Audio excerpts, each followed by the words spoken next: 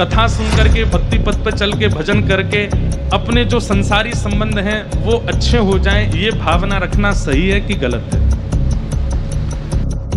सूरदास जी कहते हैं, जैसे राखो तैसे रहूं, जैसे राखो तैसे। प्रार्थना प्रहलाद जी ने भी की है ठाकुर जी से कि ठाकुर जी मेरे पिताजी का स्वभाव बदल दीजिए। पर प्रहलाद जी ने अपने स्वार्थ के लिए नहीं किया कि मेरे पिताजी को इसलिए बदल दीजिए क्योंकि वो मेरे पिता हैं, तो मैं और वो खुश रह सकें, इसलिए नहीं। उनका स्वभाव इसलिए मधुर कर दीजिए ताकि मैं अकेला भजन ना करूं, पिताजी भी मेरे साथ भजन करें।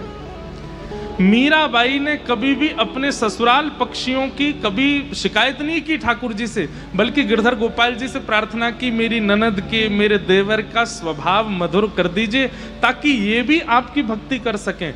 अपने स्वार्थ के लिए आप ठाकुर जी से नहीं मांग सकते कि इनका व्यवहार अच्छा कर दो ताकि मेरे से अच्छे रहें। घर का प्राणी कहाँ ना माने, मन मन खुशी मनाऊं।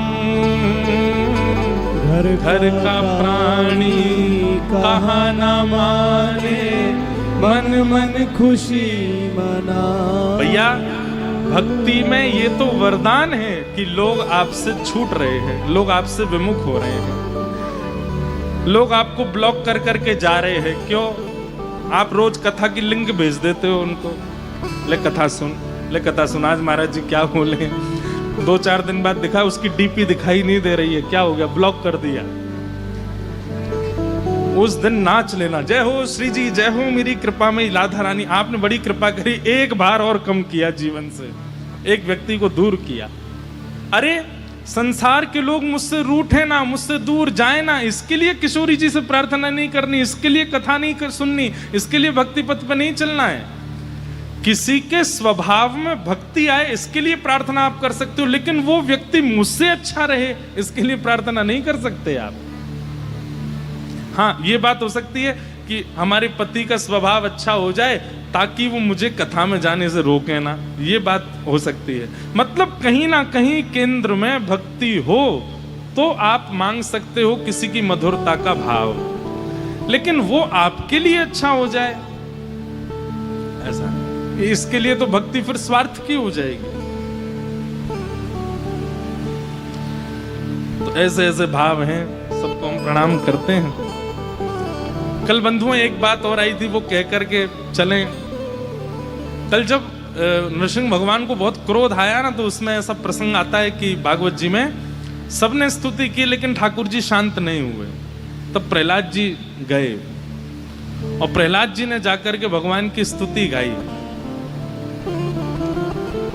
बहुत सुंदर स्तुति गाई प्रहलाद जी ने। अब क्योंकि पिक्चर में 1-2 जगह तो श्लोक प्रयोग किए, पर प्रहलाद जी की स्तुति का जो श्लोक है ना, इतना सुंदर है। कई बार मैं जब बोलता हूं वो श्लोक तो नेत्र सजल हो जाते हैं। प्रहलाद जी कहते हैं,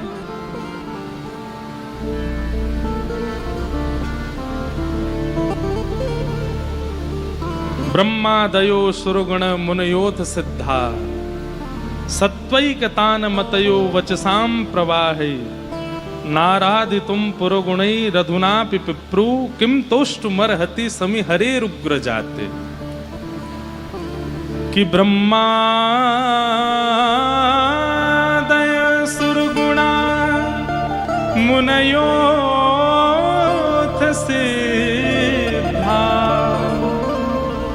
सत्वैकतान मतयो वचसां प्रवाहे, नाराधितुं पुरगुणैरधुनोऽपि पिप्रू, किं तुष्टुमर्हति समे हरिरुग्र जाते।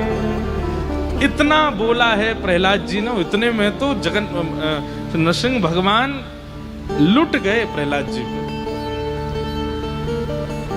वो प्रहलाद जी क्या कहते हैं, वो जब प्रहलाद चरित्र आएगा तब मैं उसका विस्तार ज्यादा करूंगा। लेकिन कल मेरे मन में एक बात आ रही थी वहां बैठे बैठे, और मैंने वहां जब पिक्चर पूरी हुई तो मैंने बोला भी वो बात। मैंने कहा कि भैया आज मन में आ रहा था कि सब डर डर के भाग गए, कोई भी नृसिंह भगवान का क्रोध शांत नहीं कर पाया, तब प्रहलाद जी ने आकर के स्तुति गाई और नृसिंह भगवान का क्रोध शांत हुआ। हम ठाकुर जी से प्रार्थना करेंगे कि हे ठाकुर जी, अगले कल्प में जब भी नृसिंह अवतार हो तो हमको प्रहलाद जी का मित्र बना देना, कोई ब्रजवासी मित्र बन के चलो जाएगा प्रहलाद जी को। और जैसे ही ठाकुर जी को क्रोध आएगा, सब लोग स्तुति गाएंगे, डर डर के भागेंगे, तो फिर प्रहलाद जी जब स्तुति गाने जाएंगे तो हम कहेंगे प्रहलाद जी ने एक रुको, स्तुति गावे की जरूरत ना है, हम एक शब्द बोलेंगे, इनको क्रोध अभी शांत होगा। और जब नृसिंह भगवान क्रोध में घुर्रा रहे होंगे, अपने नाखूनों को ऐसे कर रहे होंगे, तब हम जोर से बोलेंगे बोल वृषभानु के जमाई की। ये सुनते ही नृसिंह भगवान को सबरो क्रोध निकल जाएगा। कौन नृसिंह?